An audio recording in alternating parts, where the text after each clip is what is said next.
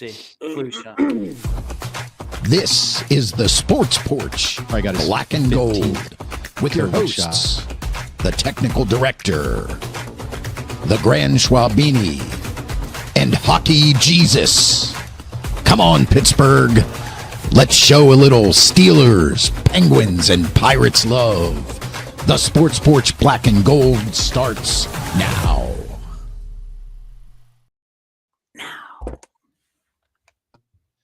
Now, the Sports Porch Black and Gold starts now. It is Steelers post game. Thanks for being here. If you haven't already done it, hit the subscribe button, click the bell. You'll know when which is after every Steelers game, and also Mondays at 7 p.m. Big game down at the Act today, boys. The Bengals come into town. I text this to you guys. First of all, I'm your TD, the technical director. Above me over on this side is Hockey Jesus, who for today is Steelers Jesus. And over here is the Grand Schwabini joining us finally from the nether regions of the world. He is back, but he did bring something back with him. Hopefully it's not a present for all of us. What? Of course, I'm just getting over it. So anyway, thanks for being here, guys. Big win, and let's not get into flu shots here, Hockey Jesus, okay? Big win for the Steelers, but a lot of things happened in this game. And a lot of things are. Who are you, Rob Gronkowski, or who does the stupid Travis Kelce? Right? Yeah, yeah, or Aaron Hernandez, maybe Aaron Hernandez. Flu shot. Listen to my voice. All right, look, let's get to whatever. Let's get to what everybody wants to talk about because they don't care about your stupid fucking Band-Aid on your arm. Okay, 34-12. The Steelers win. They're 6-4, 4-2 at home. Of course, we get to watch the Browns and Ravens now if we want, if you have regular TV like me, instead of watching the Chiefs and the Broncos. But anyway, of course, we're interested in watching and seeing Baltimore lose, we hope. But man, let me tell you, classic. I told you guys, I told somebody I work with to bet the under on this game because this is a classic second game of the Bengals Steelers series. Last year, I think that it went kind of the same way. The first game was high scoring. The second game was low scoring. My thoughts on it, my early thoughts on it are this. They're very simple. Last time they played, when Chase was 16 catches, 160 yards, whatever he was, I said before that game, I said after that game, use the Bill Belichick defense. Pick one guy and stop him no matter what. That's the way Belichick coached his defenses. It doesn't matter if you're a Steelers fan or not. We all hated Belichick. I get it. But that's how he coached, and he did it well. And this time it looks like they took Chase out. And that was the key. Nothing else could get going. So from 50,000 feet, my view is they took Jamar Chase out of the game. Joey Porter Jr. played well. You got to give him his props. I've been very, very critical of JPJ over the years. We all know that. But they took Chase out of the game. They won the game. It's as simple as that. Because everything else that happened in between Aaron Rodgers getting hurt, Mason Rudolph coming in, Jaylen Warren getting hurt, blah, blah, take it down the line. It doesn't matter. They took Chase out of the game and they won the game. What are your thoughts? H, you want to go first, Schwabini, since you may have a limited windpipes tonight? Sure. For me, look, the Bengals are not a very good team. Not taking anything away from the Steelers. Steelers did exactly what they were supposed to do today. Take care of a team that isn't that good. And it's a team that can only do one thing, and all they can do is pass the ball.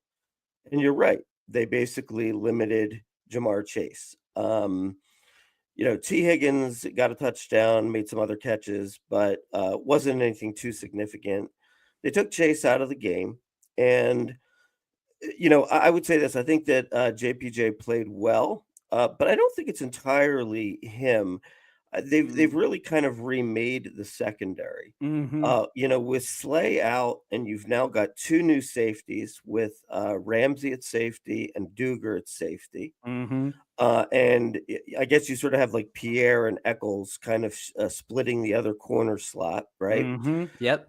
It's a different secondary right now, and Yep. I think it's a better secondary. I think that Ramsey is someone who's perfect to transition to the safety spot, because I think he's a ball hawk and a playmaker. And so long as he doesn't have to be isolated with the other team's best receiver and playing with his back to the quarterback all the time, I think he can make a lot more plays.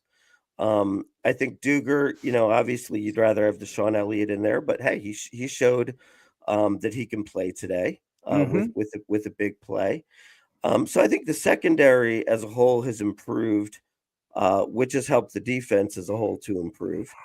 And hey, I'm going to just go out there and say it. I mean, on the offense, Kenny G saved the day. Kenny G had 7 catches for 81 yards and 2 touchdowns. From an Eagles fan, but you're right. But hey, that's what a good third down back should do for you, right? Or a second back, True. or whatever you want to call For it. sure, yeah. And the only thing I'd like to see more of now, maybe it's because he got banged up, was I'd like to see Jalen Warren run the ball a little bit more. And obviously, he did rush 10 times for 62 yards and 6.2 yards a carry before he got hurt. So I think they would have continued with that. Maybe. They do love Kenny G. And I'll tell you what, the Eagles love Kenny G too. I don't know. There must be something lovable about the guy. But the coaches love to give him the ball. Look, we'll have to see what goes on with Rodgers. I don't know. I can't imagine it's anything too serious. If he could come back in and throw other passes, I can't imagine it's anything too serious. But, Mason Rudolph, that's why you pay $8 million to a backup to come in and not really miss a beat. And he did his job. So yeah, he did. Overall, I think good win today. They kind of held serve, and nothing to be disappointed about here at all today. Really good win. I think the only thing you guys missed was the splash plays. Clearly, this defense is built, and this whole team is built on splash plays. Yeah, we talked about that. Today they got them. Today they got them. Other games they didn't get them. And I have to tell you, I thought overall the tackling was much better. I thought that they were able to, keep that big play from happening for the most part. Those, I think, are the keys to this defense. Now, they still got some problems on defense. They still can't get off the goddamn field on third down and short. That's ridiculous. They need to work on that still. But 100% right with the analysis in the secondary, Mark. And that's despite not really getting much pressure on the quarterback. The only guy who was really getting to the quarterback today was Herbig. TJ Watt was absolutely silent again, except for his penalty on Flacco that he got 15 yards for. So he did get a batted ball. That was a big play. Okay, he got Okay. He made one play today. His Cam Hayward impression. You got to give it to him. He's good at that. Fair enough. But thank you guys for finally coming around on JPJ. I told you guys that he's damn good, and this week he proved it. And what we proved this week was Slay was the problem, right? Slay was the problem. You removed Slay from the equation. The Bengals offense has been very good. Yes. And so, they've proven they can slow down these juggernaut offenses. Now what they need to do is prove that these mediocre offenses, they can't turn into great offenses. And they're going to have to do that when they play Baltimore, because that's the way I feel Baltimore is. I think Baltimore is that middling offense that can make the big plays and suddenly they're scoring 35 on you. Now, the Bengals rely on 35 points because their defense always gives up 34. And today they gave up 30.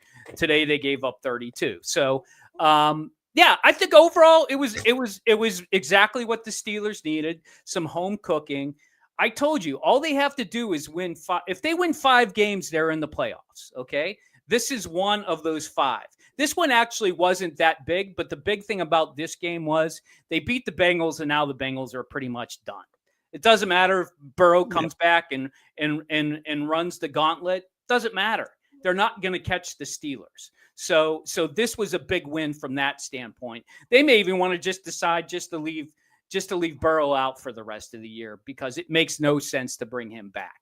I was actually thinking about that during the game. Yeah, I mean, it doesn't make any sense unless he wants to, pad his stats, which the bums likes to do. So if he wants to come in and throw for 2,000 yards this year in 8 games, and everybody say what a great guy he is, good for the Bengals. I hope that's what happens. He earned his money. Most of it's guaranteed. He earned it. He's not going to. He doesn't want to do that. He doesn't care about stats. Nah, he's got his money. I do think Burrow wants to play. I mean, as much as I call him a bum because he sucks up too much money on the offense, he does want to play the game. That I do believe. I don't believe he's just going to sit out because he's lazy or he doesn't like the game and he just likes the money. I do think he is a real football player from the standpoint he likes to play the game. But overall, this was a great win for the Steelers, and they just got to put it together. What they have to do now, I'm just gonna say this and then you can react to it. They got to if they beat the Ravens twice and they beat Miami, then essentially they're in. They're going to be in. So right. I think if that happens, they have a 79% chance of winning. If they beat somebody else in the meanwhile, like the Bears or anybody else, then they got a 99% chance of winning the division. So that's good. But you are right. With this Rodgers injury, I don't know if anybody feels that that's a big deal. I love the way Mason came in, and we all knew that he was going to have to play this year. And the way he played this year, he helped them win the game. So good for him. And if he's got to play next week, I don't feel bad about that. Do you feel bad about that if he has to play next week there, TD? No, I mean, I want to wait and see what the injury is first. You look at it, and Rudolph, 12 of 16 for 127, 127 in a TD with a 118.5 rating. Rodgers, 9 of 15 for 116 with a TD with a 106 rating. I mean, I don't know. I mean, look, the goal is to win a Super Bowl every year for every team. That's what they'll tell you. I mean, now right. Sometimes they're realistic and internally they know. So externally, they don't care if you know. But I don't know. We just have to see what the injury is. I knew he was hurt when he started holding his left shoulder.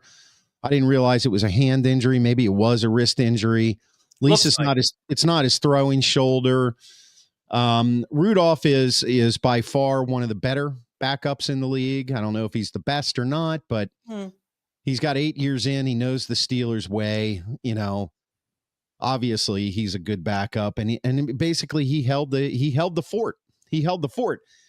What I do want to talk about though is this guy named Darnell Washington and how important he is to the Steelers and their offense.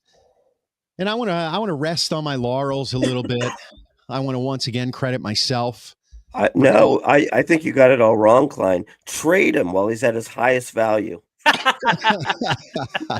Yes, I like Schwaber's opinion there. For you guys watching, if you're watching us on Twitter, please go over there to YouTube and subscribe. We're trying to build that channel. We're on after every Steelers game now, and then every Monday at 7 p.m. Subscribe at the Sports Porch Podcast. For you guys who are on YouTube, thanks for being here. We really appreciate it.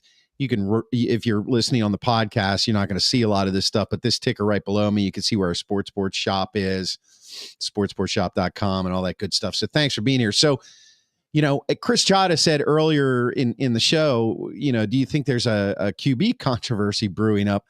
No, I don't. I mean, I did text you guys during the game and say, here come the start Mason Yinzers. I mean, look, there's nothing you can look at in any of those stats and say anything. The defense had a pick 6. That was huge. Mm-hmm. The splash plays are great, Steve. They really are, but they're ranked 28th in total defense. So again, can't rely on the splash plays. They're having splash plays against bad teams. I don't know. Ramsey's out now. Duger, who was thrown basically on the scrap heap by the Patriots, ends up on our team, and he flashes a little excellence. But I still want to see more out of the highest paid defense in the league. I'm sorry. I appreciate the fact that the defense played well today. And yes, I'm not coming around on Joey Porter. I'm giving him his props for this game. He played a hell of a game, but he had a lot of help. So we'll see. We'll see, which I've said. The jury for me is still out on JPJ, but may have picked up a vote here. But I don't know. This team once again delivers a performance that kind of leaves you wondering what's next. They're inconsistent is what they are. Exactly. Right. To me, getting the ball in Darnell Washington's hands this amount of times in a game, he had 5 targets and 4 catches with a 31. I mean, I called him the locomotive. That's what we're going to call him, the locomotive. Getting him involved in the game. I'm not saying you target him 12, 13 times a game, but making sure that he gets at least 4 or 5 touches in situations like that where he's able to catch the ball and get that engine running a little bit. Not only is he hard to bring down, but it amps up the crowd and it amps up the team, and it makes that defense, no matter who they are, have to account for essentially an offensive lineman as an eligible receiver every play that he's in there. And you can't cover him in single coverage because he's as fast as an average linebacker and he's as big as an offensive lineman. So it's you kind of got to leave him open. So as he gets better at catching the ball and running, if I'm Arthur Smith, I'm looking at that and saying he's in every single game because there's 4 or 5 moments in the game where those plays come in handy. Schwaber? Well, that's the problem. I mean, his first nickname is not the locomotive, but rather Hands of Stone. And that's the problem. I mean, he's gonna drop balls. You really got to basically kind of like float it to him, and he's got to have a pretty good sight path, right? Or he's not going to catch anything fast, right? Mm-hmm. Or out of the way, right? And look, he's fun. I mean, he's a fun player because he kills people. The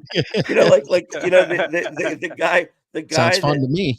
The guy that he threw down on the stiff arm, I felt like the guy almost did it on his own. It was like, oh, I'm expecting to be thrown down on a stiff arm, so I'm just going to go down. He's like, barely touched him. You know what I mean? Yeah. But yeah. I mean, I don't know. I mean, I think he's more of sort of like a gadget in that respect. I mean, I think he's a good football player in terms of having sort of like another offensive lineman on your offensive line, even though he's a tight end. That helps. I mean, I like him more. For example, whatever it was, like a 40-yard the screen pass to Gainwell. I liked him more lead blocking on that play than in creating just a huge hole for Gainwell rather than trying to run people over himself. I don't know. I just don't feel like there's a huge need for it. I mean, you've got Metcalf, you've got Warren and Gainwell are very good in the screen game. I like CA3. I think Roman Wilson actually probably can play. The issue is they don't like him. But every time I actually see him open, he catches the ball. Made one dumb mistake the other week. I don't know. I just don't think there's like a huge. I mean, you got Freiermuth and Jonnu Smith, which should be probably both should be used more. I just sort of look at him as like I don't think he needs to have 4 targets in a game. You just sort of play it as the game goes along. Maybe if you see, maybe we need to amp up the crowd a little bit. Maybe you get him involved. But that's about it. All I'm saying is that if he can do that, if he can do that and he's involved in a couple of those plays, then the defense has to account for him. And we struggle with having a number 1 and a number 2 wide receiver. Metcalf, 5 for 49, 8 targets. Austin, 1 target, caught it for 5 yards. Freiermuth, 1 target. Smith, 2 targets, no catches. So, and then we go to the running back. So you see how out of, now I understand, but you see how out of sync our offense is. I mean, if you really think about it, Boswell had 10 points himself this game. We had a pick 6. There's half of our 34 points. We don't want to be winning games like this. Sure, we do. Well, a win is a win is a win. I get it. It. It was actually, it was actually kind of interesting. I could be wrong here, just to like you get your guys' opinion. I felt like when Mason Rudolph came into the game, that Arthur Smith schemed guys open better than when Rodgers was in the game. And I wonder if that is just because Rodgers is such a savvy vet, they leave it up to him in terms of what to do. But Maybe. little plays, a little crossing pattern with a little rollout to DK Metcalf. I mean, that's just like being schemed open. I thought it was a great little play there. I don't know. We don't see that as much with Rodgers. I feel like Rodgers is more like kind of doing what he wants to do, which I don't think is necessarily a bad thing. But I think you're right, but I don't think they're calling the plays differently. What I think is happening is when Mason's in there, he's like, we only need to get 3 yards. Let's get 4, and he'll dump it to the guy who will get him 4. While Rodgers might see one-on-one with DK on the outside and be like, this is my opportunity to hit that deep ball. And he does. Mm-hmm. He'll throw it, whether it's 3rd and 3 or 1st and 10 or 3rd and 2. He's going to throw it deep to DK because he feels confident enough in himself to do that. And he's proven that he's not very good at it anymore. So I think all you're seeing is that Mason Rudolph is taking the safe play and getting the first downs. And I think he was something like 7 for 8 on 3rd downs. Mason was, and Rodgers wasn't that at all. I think he was 1 for 6 or something like that. So I think that's what you're seeing. The other thing, as far as the Washington conversation, he's a gadget. And as far as the second wide receiver, we've said this 1,000 times, so I'm going to say it 1,001 and probably 2,001 before the end of the season. We don't have a number 2 wide receiver.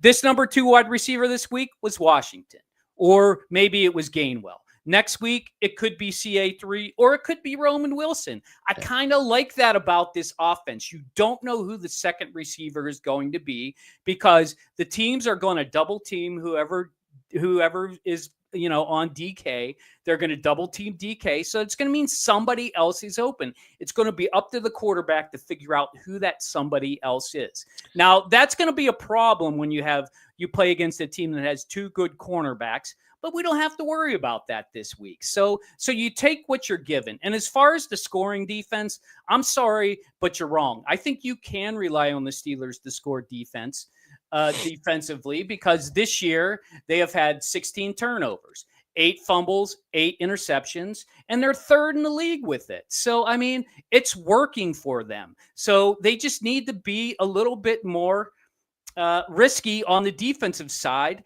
to try and get more of those splash plays, because when it works, and it works well, and we win. So I think that's just what you have to go with. We don't have a juggernaut offense.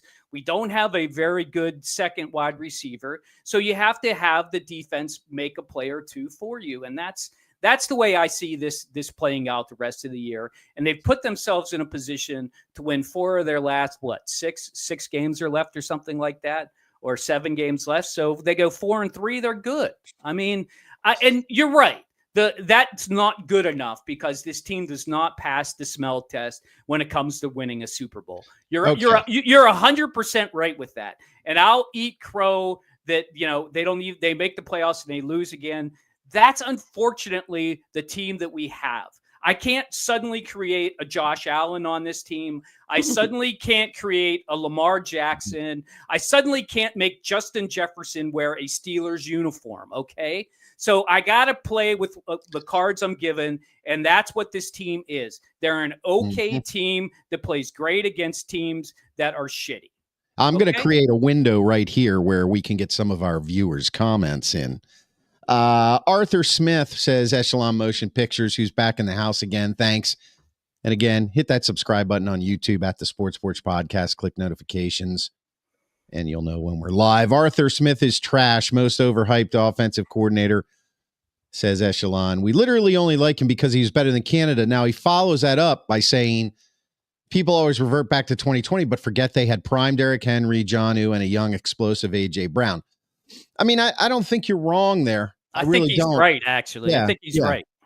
I don't think you're wrong at all. He also says, this team sucks offensively. We literally won because the defense finally realized you can't let Chase take over a game. Good job, defense. Otherwise, you're trash. Chris Chada says, maybe I'm nitpicking, but Aaron staying in the locker room in the second half with a non-throwing hand injury seems odd. Maybe he was pouting about something. Like, I don't know about that. But what is interesting about that comment, though, is when I texted you guys right after Rudolph came in the game, there was a missed pass where he underthrew. It looked like DK Metcalf on a back shoulder fade. And they showed, and it looked like he was bitching about the same thing that Aaron Rodgers has been bitching about every time they show Aaron Rodgers' face. Now, of course, the media loves to put Aaron Rodgers' face on camera. So, you know, that's probably a normal reaction for a quarterback when the throw is off. But I don't know. I get the sense that Rodgers, the last couple games when I'm watching him, that he's kind of frustrated with something. And I don't know whether it seems to me like he's more frustrated with the quality of the execution of the play than necessarily the play calling itself, because I think most plays leave a deep option or an option over the middle of the field or something something for the quarterback to chew on. And then it's up to the quarterback to see if that in the progression, if that window is right. So I feel like it's more, he's like, you guys just aren't getting it kind of thing. I don't know. Have you guys seen that at all? I think so. I mean, I think you're right. I think he's not happy with the execution. It's somebody turns the wrong way or is on the wrong side of the line of scrimmage or something like that. I think that's what he gets pissed off about. I have no opinion on that. So move on to the next one. I love this. We're going to give extra credit to Echelon. Praying for a Justin Jefferson trade next season or a Carnell Tate in the draft. Carnell Tate. I immediately, my mind went to Carnell Lake. Carnell Lake, yeah. Yeah, my question for Echelon is, why exactly would the Vikings want to trade Justin Jefferson? I think he's just, Hey, he's praying. Let him pray. Right. There's nothing wrong with praying. Yeah. We Who like wouldn't prayers. take that? Right. Who wouldn't take that? Rodgers is a perfectionist, just doesn't want to win by 3. He demands great receiver play, and DK is simply not as good as advertised. Hey, I'm with you on that. He's not. He's just not. Or, like I said last week, he's double teamed all the time. So, you know, overall, guys, I think this is a good victory. I mean, on every level, I think the team played well and they didn't give up the football. And I think that's the difference here, obviously. Going back to that, take Chase out of the game and you win the game, 3 catches for 30 yards on 10 targets. So he got the most targets on the entire team. So they were focused on getting the ball to Chase and they couldn't get it there. Chase Brown did have 18 carries for 99 yards, and the Bengals for a team ran for 105. So there it is. There's the formula, guys. You can let the Bengals run for 100 yards. But if you take Chase out of the game, you win. And they did it. And, you know, got to give them credit for that no matter what. If you're a Yinzer who's screaming for Mason Rudolph, get over it, because that ain't happening unless Rodgers is injured.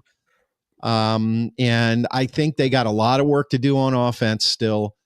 Warren looked like he was going to have a great game. We'll have to see. Has anybody, because they have the next game on CBS here. So I didn't see the Tomlin press conference. Has anybody, have they rolled that out yet? No.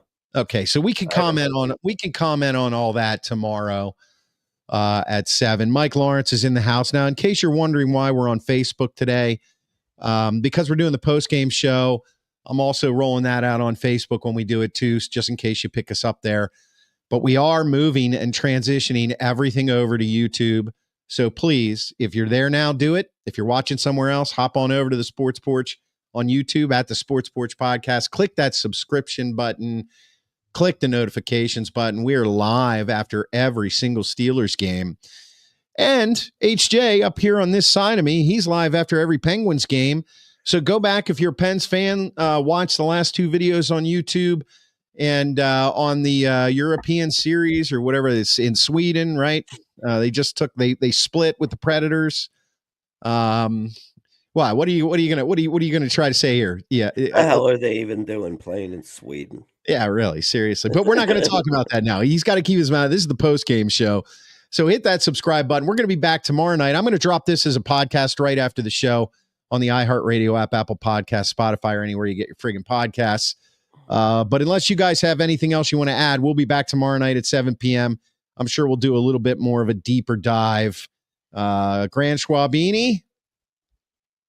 Playing through pain. That's what I do for you, peeps. All right, Grand Schwabini, playing through pain. Hockey Jesus. That's all he's got to say. My wife's always like, get out your terrible tie. You going down there and watch the Steelers and that. Get out your terrible tie. Keep it rolling. Keep it rolling, baby. For Hockey Jesus, for the Grand Schwabini, I'm your technical director. We'll see you tomorrow night at 7 p.m. Thanks for being here. I am out. Joe Blondes.